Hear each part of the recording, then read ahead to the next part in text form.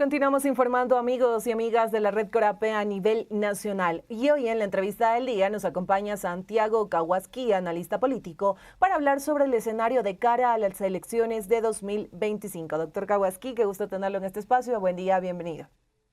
Sí, un gusto, Alba, estar con la audiencia. Estoy a las órdenes.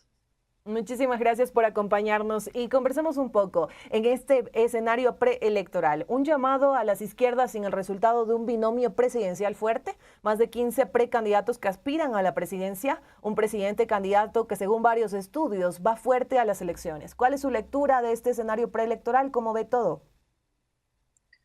Bueno, como usted ha manifestado, es una elección compleja porque existen, yo diría, una atomización del espectro del sistema de partidos. Existen casi tantos candidatos como organizaciones políticas.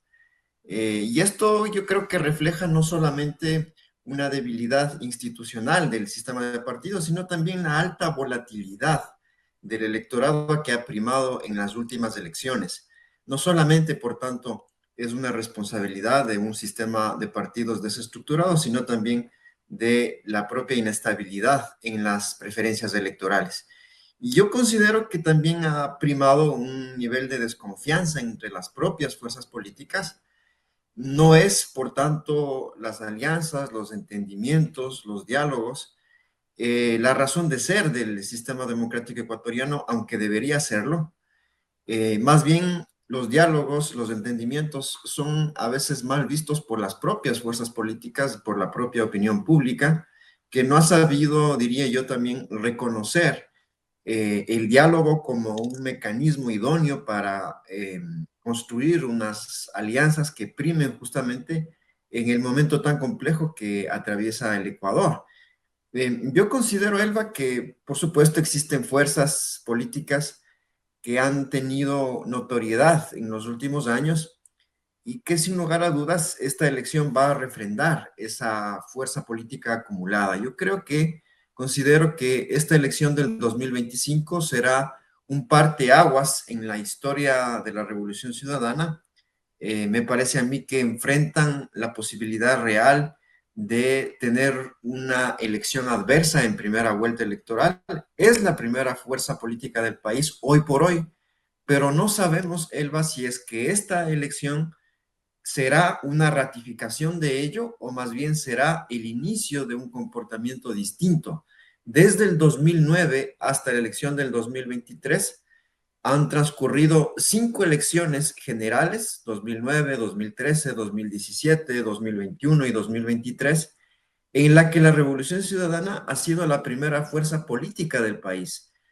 Esto en términos de ser la primera fuerza en la votación nacional de la primera vuelta electoral. Siempre en las últimas 5 elecciones generales han triunfado de manera consecutiva, aunque se avisora un declive, se advierte un declive desde el 2013 de esta fuerza política, pero sin lugar a dudas es la primera fuerza del país. Sin embargo, hoy enfrenta una posibilidad real de que esto no continúe siendo como la historia nos demuestra, sino que por las posibilidades del propio candidato Noboa, que está en el poder y que tiene un capital también acumulado en la última elección y el último ejercicio de gobierno, es posible de que esto cambie y que por tanto se marque un parteaguas en la historia de este movimiento. Doctor Kawasaki, usted ha hecho referencia a que Revolución Ciudadana es la primera fuerza política del país y así coinciden varios expertos y analistas, pero también la sorpresa es de por qué siendo esta primera fuerza política no ha conseguido en estos últimos años un presidente. ¿Cuál considera que el factor que incide ahí? ¿Qué es lo que está pasando también con Revolución Ciudadana? Sí, me parece a mí, Elba, que la Revolución Ciudadana desde el 2006, que se inauguran en la participación electoral en octubre del 2006, creo yo que han construido una fortaleza electoral de gran magnitud y creo que esa construcción de esa gran fortaleza amurallada electoralmente, creo yo que ha terminado por convertir a sus militantes, a sus adherentes, en presas de sus propias murallas, en custodios, digamos, en rehenes de sus propias murallas, de esta gran fortaleza electoral. Y por tanto, me parece a mí que se han quedado sin conexión con el entorno social y político circundante. Han estado acostumbrados a ganar todas las elecciones, han estado acostumbrados a no negociar políticamente con sectores afines, a no estar tampoco obligados a hacerlo, a tener una posición de participación en solitario, diría yo, sin necesidad de hacer alianzas, sin necesidad de tener entendimientos con otras fuerzas políticas. Y eso, digamos, ha marcado la pauta de que esa tienda política ha estado acostumbrada a ser el centro, el epicentro de la atención de la política. Por tanto, se han quedado sin conexión, diría yo, con el entorno social. Se han quedado sin actores que puedan ser vistos como legítimos en la conexión con el resto de las fuerzas afines. Y me parece que eso primó también en el diálogo que mantuvieron las fuerzas de izquierda. Se veía sospecha de unos a otros porque no existían quizás entornos, trayectorias, actores que puedan ser vistos como creíbles, como legítimos de unos a otros. Y creo yo que justamente eso se advierte en lo que sucedió en los diálogos de las izquierdas. Sin embargo, creo yo que la Revolución Ciudadana va a tener que enfrentar esta elección. Yo creo que es la batalla, quizás la batalla final de la Revolución Ciudadana por mantenerse como la primera fuerza política del país. Es muy probable, por lo que avisoran las encuestas, pero también por cómo se ha configurado el escenario de la elección del 2025, que la Revolución Ciudadana enfrente a un escenario donde pierda el liderato de ser la primera fuerza política del país. Creo yo que ha faltado una política de entendimientos anterior, previa a este proceso electoral, y creo yo que enfrentar un diálogo de las izquierdas a vísperas de la elección, creo yo que era un mal presagio justamente porque existían heridas abiertas de fuerzas que en otra hora estuvieron antagonizando, que estuvieron rivalizando en oposición abierta y que no iban a ser obturadas estas heridas en tan poco tiempo y con miras a una elección. Sin embargo, queda un tramo abierto y es justamente lo que podría suceder en una segunda vuelta electoral si es que llegara a ser justamente una elección de segunda vuelta entre el candidato Novoa y la candidata González de la Revolución Ciudadana. Sin embargo, yo creo que es un escenario abierto para el país. La alta volatilidad, el declive de las dos fuerzas políticas más relevantes hoy por hoy, que es el movimiento ADN que se va a estrenar en esta elección, pero también el declive en cierta medida de la Revolución Ciudadana. Eh, para graficar esto, existen candidaturas que antes estuvieron en el binomio presidencial de la Revolución Ciudadana, como por ejemplo Andrés Arauz y Rabascal, por ejemplo. Ahora el binomio de esa fuerza política que participó justamente en otras elecciones, ahora corre por su propia cuenta. Y esto dice mucho de si la Revolución Ciudadana está enfrentando un proceso en cohesión de sus bases, de sus miembros, y creo yo que no está sucediendo así. Entonces, me parece a mí que ambas fuerzas están decayendo. El comportamiento del presidente Noboa es lo mismo. Si es que uno analiza todas las encuestas, incluso las más propensas, digamos, a tener una mirada optimista de la conducción de la política por parte del presidente Noboa, hacen referencia a que el presidente Noboa estaría cayendo. Este es un comportamiento que coinciden absolutamente todas las encuestadoras. En los últimos 6 meses, algunas encuestadoras avisoran que el presidente ha caído del 30 al 25 al 35%, dependiendo de la firma, pero avisoran todas que existe un comportamiento decreciente en la credibilidad, en la popularidad, en la calificación, en la gestión del presidente Noboa. Esto nos lleva Kowalski, a pensar de que es un escenario absolutamente abierto para esta elección. Doctor Kawasaki, y esto que usted ha mencionado de que tal vez está cayendo la imagen del presidente Daniel Noboa por su gestión, desmentiría también a estas voces que señalan que el presidente candidato, como le llaman, va fuerte a estas elecciones de 2025. Y aquí también consultarle de manera breve, ¿podría mejorar la imagen para ir fuerte a estas elecciones? Yo creo que lo que le resta al presidente Noboa es un declive. No veo posibilidades, porque así sucede, que quienes empiezan primeros en los sondeos de opinión, en las preferencias electorales, siempre terminan por tener más bien un comportamiento decreciente antes que aumentar, digamos, en las preferencias electorales. Entonces creo yo que el presidente Noboa ha podido capitalizar en todo este tiempo lo que más, digamos, ha sabido eh, aupar, ha sabido construir.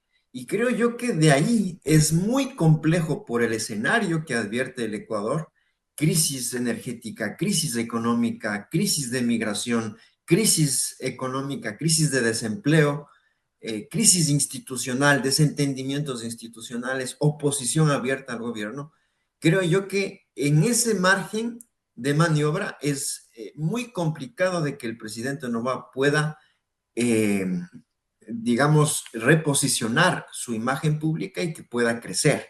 Yo más bien creería que va a ser todo lo contrario. El presidente Noboa enfrenta la gestión de su declive. Está gestionando en este momento y en algunos momentos de manera, creo yo, desesperada, una gestión de un declive cada vez más notorio. Y esto, por ejemplo, se puede avisorar con la reducción que ha hecho prácticamente la gratuidad en las planillas de luz del mes de diciembre, enero y febrero, justamente en plena época electoral, en plena campaña electoral, que es sin lugar a dudas reprochable que con dineros del fondo público pueda pues establecer una política tan controversial en pleno proceso electoral, donde él mismo está participando y donde incluso él ha mencionado que no está dispuesto a pedir la licencia sin remuneración, que debería hacerlo en el marco de la Constitución. Entonces, me parece que hay el convencimiento también en el gobierno de que están gestionando el declive. Las medidas que toman hacen ver que existe una angustia por la gestión de ese declive. Ese declive es evidente, es patente, y creo yo que abre la puerta para que para que un cuarto actor pueda entrar quizás con proyección de crecimiento, más que el presidente Noboa o más que la Revolución Ciudadana. Yo creo que veremos sorpresas en el cuarto puesto, porque estoy seguro que tal como se avisoran las cosas, va a existir la posibilidad real de que un tercero o un cuarto opción desde los sectores de las derechas o de las propias izquierdas puedan despuntar en esta elección. Doctor Kawasaki, ya para entrar en la parte final de la entrevista, precisamente lo que usted acaba de mencionar le iba a consultar, porque en las elecciones pasadas se hablaba de esta sorpresa y aquí se ponía la figura de Jan Topic. Y aquí yo le quería consultar si en estas elecciones de 2025 podremos ya saber quién quizás es ese nombre que dará esa sorpresa ya en la parte final. No siempre los candidatos que repiten elección en las últimas procesos electorales les ha ido bien en la segunda o en la tercera elección. Recordemos lo que sucedió con Hervas, que obtuvo justamente el cuarto puesto en la elección con una buena votación, casi llega al 14%. Lo mismo sucedió con Yacu Pérez, que casi pasa a la segunda vuelta en un reñido porcentaje con Guillermo Lasso. En estos ambos casos, tanto Yacu Pérez como el ex candidato de la izquierda democrática, tuvieron una buena votación. Repitieron la elección y sin embargo en esa votación juntos no lograron ni siquiera el 5%. Es decir, no está asegurado que quienes repiten esta elección puedan tener el mismo nivel de votación por la volatilidad del electorado. Sin embargo, en el caso de Topic tiene un tema fundamental que sigue siendo la principal preocupación de los ecuatorianos, que es el tema de la seguridad. Sin embargo, creo que en los sectores de izquierda también existen posibilidades para que pueda, digamos, surgir una posibilidad. Ahí tenemos dos nombres, por ejemplo, ISA, el movimiento Pachacutic, tiene una presencia importante en la Sierra Centro, tiene una presencia importante en la Amazonía del país, y es quizás las dos plazas que a la Revolución Ciudadana le hace falta para justamente poder tener una mejor performance. Pero creo yo que, por ejemplo, en el mismo espectro de las izquierdas, existen candidatos interesantes, rupturistas, como por ejemplo Granja, que puede tener una participación interesante, quizás una participación que sorprenda, porque justamente creo yo que el contexto que atraviesa el Ecuador da para un liderazgo que pueda, digamos, tener una posición de ruptura, de confrontación directa con todo el sistema. Creo que hay un desafecto de toda la ciudadanía al sistema político, al sistema económico, a cómo se están manejando las cosas en el país. Y creo que estos tipos de liderazgos tipo Granja pueden también causar sorpresas. Sin embargo, creo que por el declive que están experimentando, yo creo, la Revolución Ciudadana y también el movimiento ADN, creo yo que es posible que el electorado busque otras opciones que ahora mismo es temprano para visorar cuáles son, pero que existen sin lugar a dudas ciertas candidaturas que podrían crecer de cara justamente a la elección. Perfecto, doctor Kawasaki. Como siempre, le agradecemos sus análisis acerca de los temas de la coyuntura. Muchísimas gracias por darnos estos tiempos, estos minutos en su agenda y poder atender esta entrevista. Que tenga un excelente resto del día. Es un gusto, querida Elba. Estamos a las órdenes siempre. Que pase bien. Amigos y amigas, nos vamos a una pausa. Sigan en sintonía de la red informativa de Corape a nivel nacional.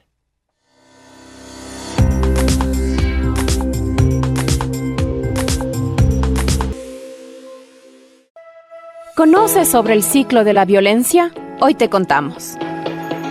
Inicia con una fase de tensión entre la pareja y esta se va acumulando. Le sigue la explosión, que pueden ser golpes, insultos, humillaciones, prohibiciones, para luego entrar en la luna de miel, donde por lo general nos piden perdón, nos hacen promesas, es una calma aparente. ¿Qué sucede más adelante?